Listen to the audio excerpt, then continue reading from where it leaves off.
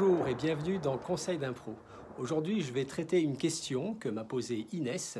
La question est la suivante. Comment fait-on pour rebondir lorsqu'on se trompe, lorsqu'on fait une fausse note en improvisant? Alors moi, j'ai bien envie de te poser une question à mon tour. Inès, c'est quoi une fausse note? Est-ce que c'est une fausse note par rapport à l'harmonie? Est-ce que c'est une fausse note par rapport à ce que tu as entendu? On pourrait vraiment se poser la question. Pour ma part, je dirais que une fausse note, c'est tout simplement une note qu'on n'a pas anticipée, une note qu'on n'a pas entendue et qui arrive un petit peu par surprise. Alors comment fait-on pour rebondir justement lorsqu'on joue une fausse note? Eh bien, il faut tout simplement s'y préparer et développer ses capacités à construire un discours musical en prenant n'importe quelle note comme point d'appui. Alors, je vais vous montrer un exemple concret au piano sur la façon dont on peut travailler. Mais avant tout, il y a un dernier élément qui est très important à comprendre.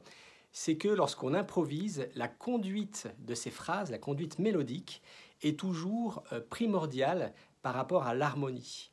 Il faut bien comprendre que lorsqu'une phrase est cohérente et bien construite, même si au niveau harmonique, d'une façon théorique, ça ne peut pas fonctionner, ben, en réalité, ça va quand même marcher. Donc, c'est la conduite mélodique qui est le secret pour rebondir à des fausses notes. Alors, donc, je vais prendre une grille en Do. Et puis, à chaque fois que je retourne au début de la grille, ben, je vais changer de point d'appui. Donc, je vais commencer par Do, puis après Do dièse, etc. Donc, la grille fait ça, hein.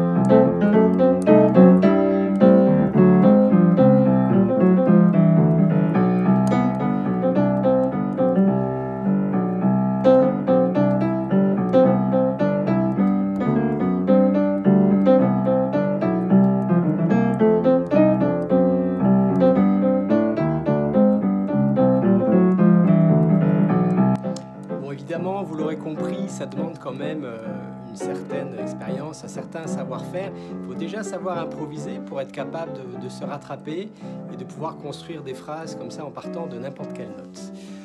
Mais il y a plein d'astuces pour travailler ça et je vous montrerai des exemples, différentes façons de travailler dans mes prochains tutos. Bien voilà, j'espère que cette vidéo aura répondu en tout cas à certaines questions. N'hésitez pas à me poser d'autres problématiques et j'essaierai d'y répondre dans la mesure de mes possibilités. À très bientôt!